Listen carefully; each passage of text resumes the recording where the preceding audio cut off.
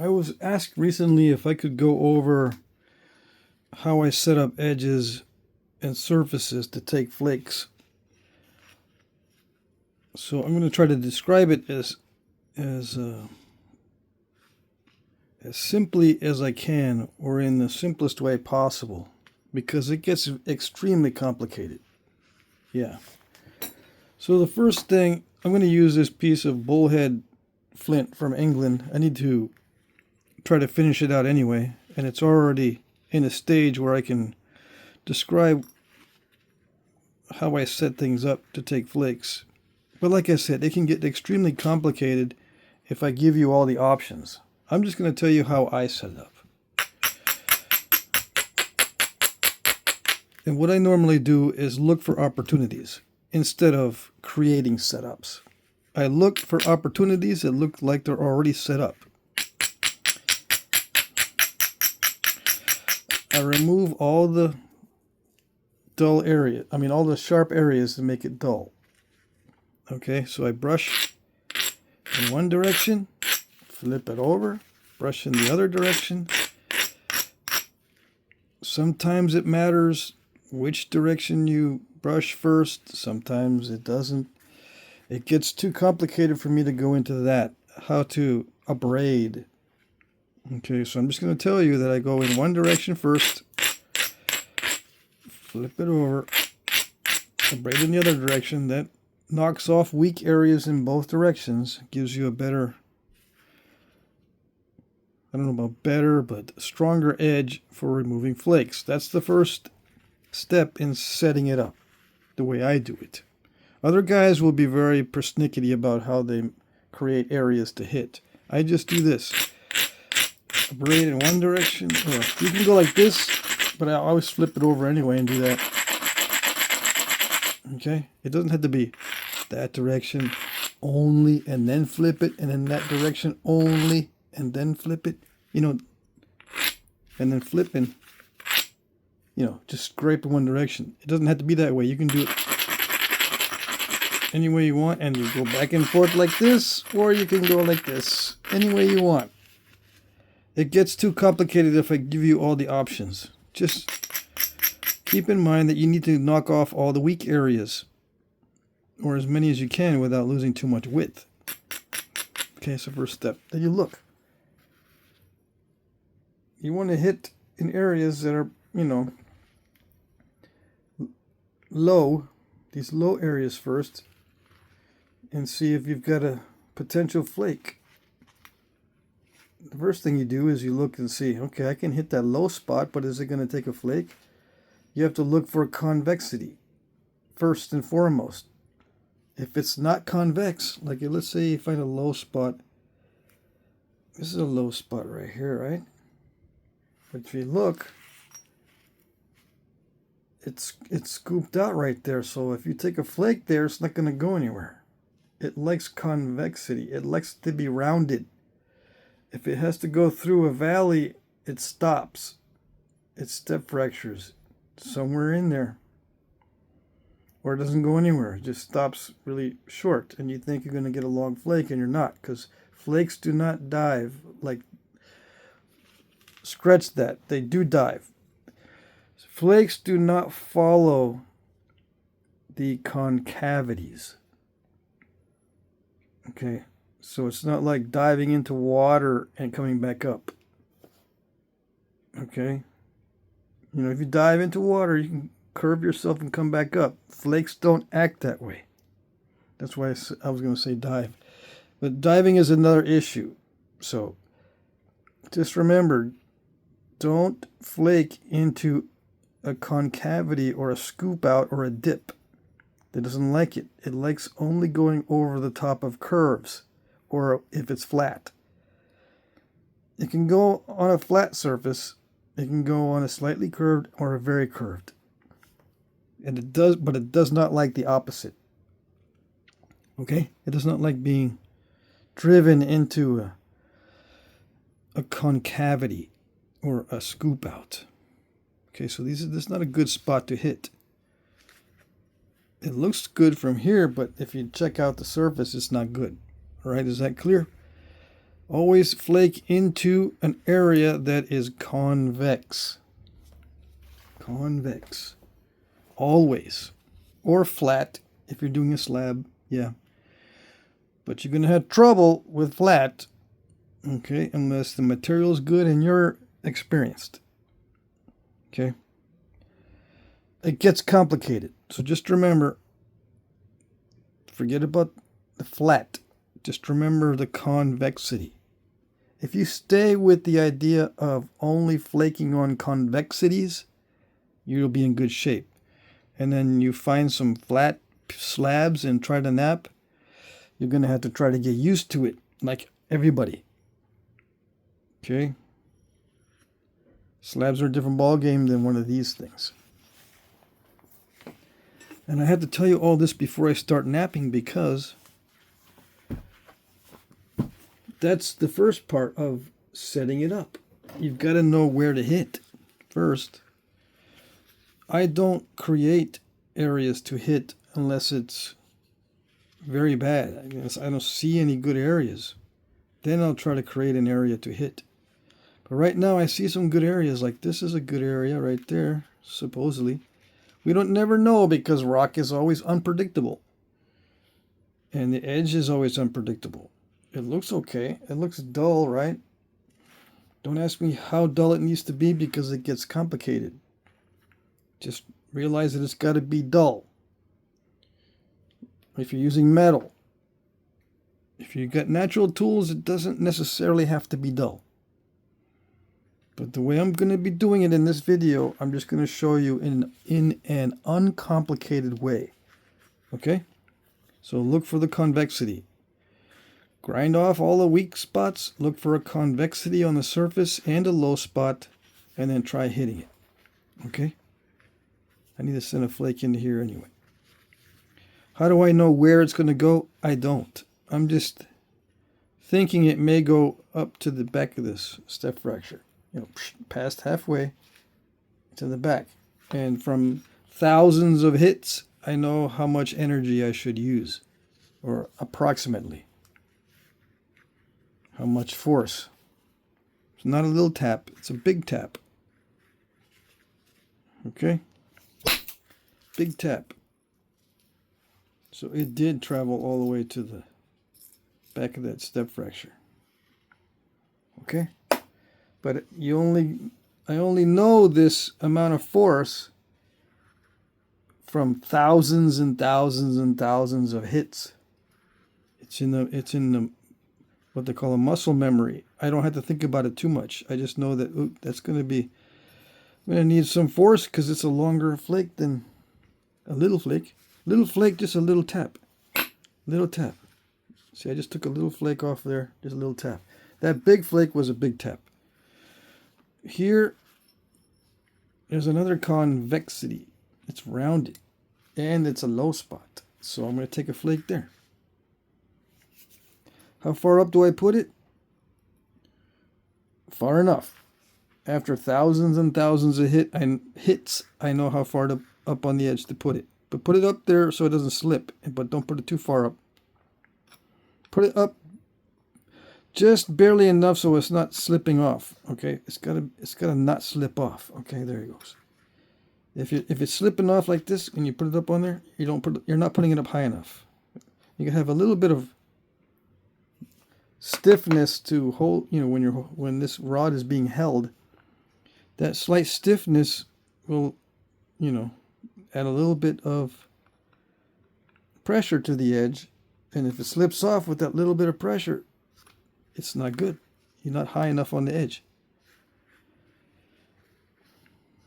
It's more complicated than that, but that's all you need to know for now. Okay, just put it up high enough so it doesn't slip and try it. Okay? All right. I did not hit that one hard enough, obviously, because the flake didn't go far. Or the material is tough in that spot. Or both. It didn't go as far as I wanted it to go. I wanted it to go, you know, halfway. That's the usual goal. Halfway or a little bit more. It didn't go that far, so either the rock is tough there, or I didn't hit it hard enough, or both of those, or the edge itself was kind of weak. It didn't look weak, but maybe it was. Stone is unpredictable. You don't know how strong the edge is. It just might look strong enough and wasn't. And it could be all three of those. The edge got to be strong. You've got to have enough force. And you got to have convexity. And the material's got to cooperate. 4 total things. Convexity, 5 things. It's got to, usually it's a low spot on the edge. Then there's the convexity. And then there's the dullness. How dull does it need to be? That's from trial and error. And the amount of force. And the stone quality. Okay, 5 different things, right? I'm thinking it's 5 different things. It's extremely difficult to keep track of exactly what's going on, because the brain knows all this after thousands and thousands and thousands of hits. I'm trying to explain it and dig up all those memories and all those factors when I've done a lot of work trying not to remember those things, because it messes you up if you think about them too much. You got to let the brain take over some of this stuff in the subconscious or in the muscle memory. You don't want to be thinking about all those factors all the time. Okay? Because it's going to mess you up. All right, so make sure it doesn't slip, right? If it's slipping, it's too far down on the edge. You got to be up a little bit. Okay? And that one did travel. Did I know it was going to travel that far? Nope. And that was hit with less force than this one, yet the flake went further. Okay?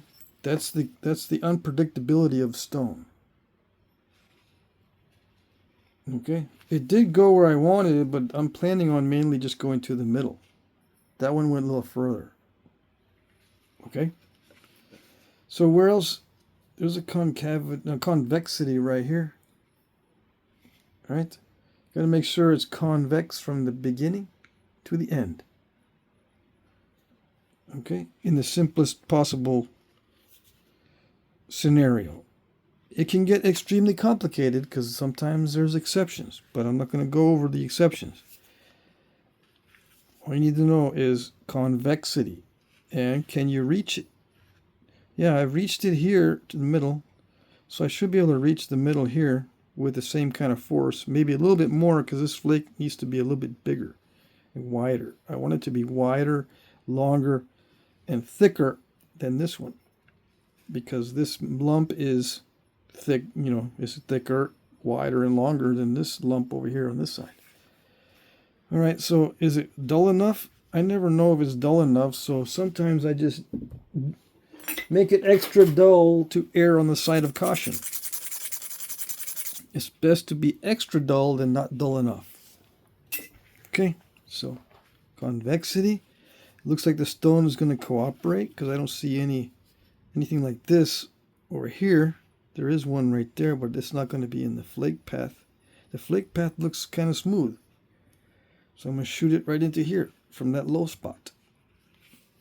Make sure it's high enough up on the edge and hit it really, really hard. Harder than these two.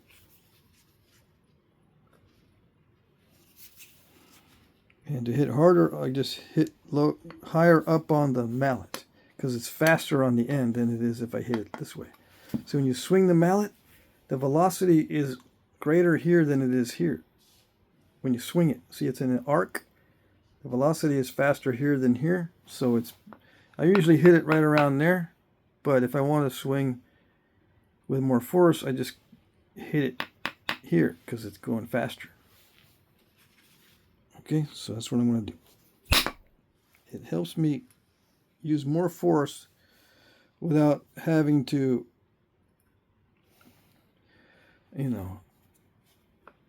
swing really, really fast. Because it's just the act of moving this mallet to here increases the speed without increasing the amount of force that I'm imparting, okay, with my hand. The mallet's going to impart more force just because the top of the mallet is traveling faster. But it's the same amount of swing. Okay? All right. So I did not travel. So it means that I didn't hit hard enough, or the material's not cooperating, or both, or the edge wasn't strong enough, or all three of those, or whatever I said. It could be any one of those factors, or a combination, or maybe something I don't even know. Maybe there was an existing crack or an incipient crack in there that prevented the flake from using its full energy. Because if there's cracks in there, sometimes it wants to take the path of least resistance and starts following cracks, and the energy goes into those other areas instead of where it's supposed to. Okay? That might not be the correct explanation of the physics, but that explanation helps you visualize that if it's not a good edge, it absorbs energy, or the energy gets directed somewhere else and doesn't get directed to where you want it to go. I'm grinding this down because it doesn't look strong enough. Apparently this one was ground down a lot and it didn't work, so maybe that was because it wasn't ground down enough. So just in case, extra specially grind it and then try another flake. This is not such a good flake path there. This might be better, but it's got to be low. So I was going to originally hit there, but that's not the best path is probably here to go up into this area. But I got to grind that because it doesn't look dull enough.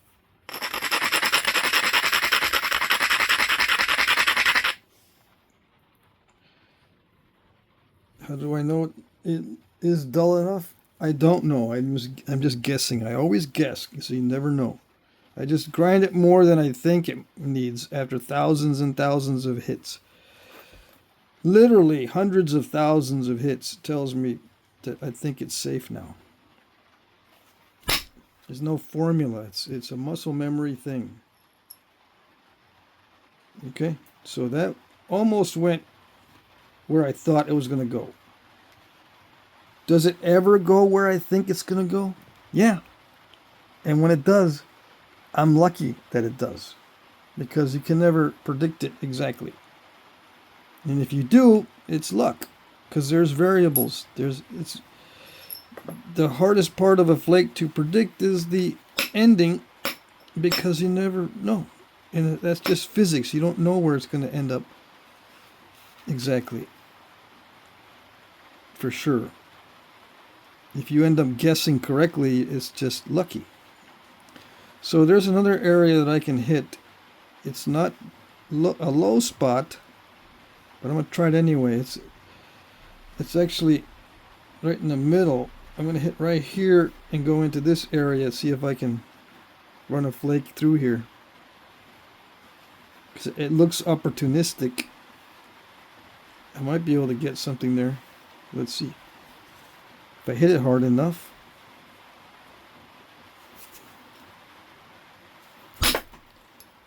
Yeah, I hit that super hard. Extremely, extremely hard. And it did remove something there. Where was it? I think it was right there. Where does that flake fit? I don't know. It fits in there somewhere, right? So it did work. And it wasn't a low spot. It was like in the middle or slightly above center. It was we call this a center line. If it looks like it's bisecting the thickness. And that one was a little bit above where I think the center line is, but it still worked to get rid of some of that lumpage. Now, can I take a flake in between? Yes, but the edge is kind of weak. I'm going to have to grind it more and make it stronger. It's still not convex enough. See, when you take a flake out, it scoops it. This one's not scooped here in the middle, and you can take flakes there, but the flake isn't going to be wide. It's going to follow that little ridge there. Okay, it's not going to look like that flake or that flake because there's no material on either side. It's going to run through this narrow ridge area first and then go up into the rest of it. It might travel, but usually when you don't have much of a flake to begin with, you don't end up with much of a flake at the end either. So if I want to hit, let's just say I'm dead set on hitting in between. Okay, I just have to, because if I don't, I'll have nightmares. Okay, so let's just say I have to hit in between there for some reason. Okay, so let's build up the edge so that I know it's going to be strong. After thousands and thousands of hits is how I know, or how I judge if it's going to be strong enough. So I knocked off, I went both directions and did that knocking off the weak areas thing. Okay, and I grind it extra amount, and then I look, and it looks pretty well ground. It's low now.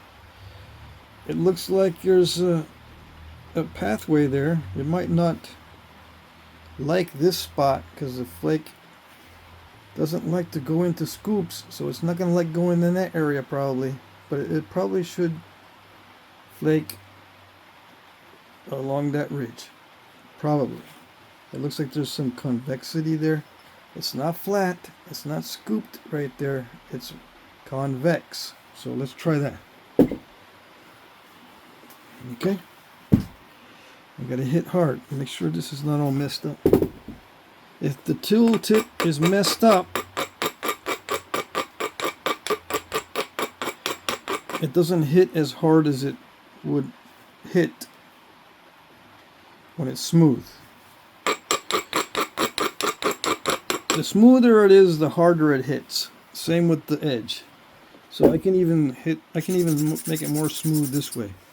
The only drawback is that it slips more easily.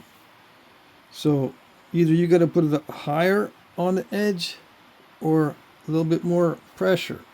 I don't like putting more pressure because sometimes it slips anyway and I end up hitting the workpiece and breaking the workpiece. So what I do is I make sure it's high enough on the edge. You got to judge it, but only after thousands and thousands of hits do you know how to judge how high it should be. Okay? Let's try this.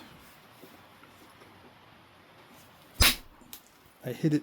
That was the hardest hit of this whole episode, because I knew that if I didn't hit it really hard, it wouldn't, get past this little scoop out. So I hit it hard enough to take a thick flake. A thick flake can get under those obstacles. And I raised this up higher for a thicker flake. How much higher do I need to raise it for a thicker flake? I don't know. I just know from thousands and thousands and thousands of hits that I should be higher. And how do I know how much force? Only after thousands and thousands of hits do I know how much force to use. And even then, the rock isn't always predictable. Yeah. And sometimes, like right here on this edge, see that? It's kind of dangerous when it looks that way. Luckily, it didn't crack. Sometimes it'll crack there along the side of the flake. See how straight that is? That's a sign that I used a lot of force and I risked actually cracking it there. But luckily it didn't break or didn't crack in that area. Yeah, the thicker the flakes that you try to remove, the more it shocks the piece as far as the cracking goes. And on your hand, you got to make sure that if you want to take a big flake, the force goes way up. so that it's not gonna, you're not gonna feel it on your hand, and the workpiece is not gonna bend a lot when you hit it. It's going to be surprised, so to speak. It's not going to know what's happening, so to speak, when you strike snappy enough and hard enough, like swiping a tablecloth away from the place setting. The place setting stays in place. If you swipe this flake off fast enough, the workpiece stays in place. Okay? That's the easiest way I can describe it. So there's another area now that's kind of lumpy right here in the middle. And there's a low spot. How about hitting it now? Well, it looks like it's too weak. So let's grind it. How do I know it looks too weak? Everybody? After thousands and thousands and thousands of hits, I think that's too weak.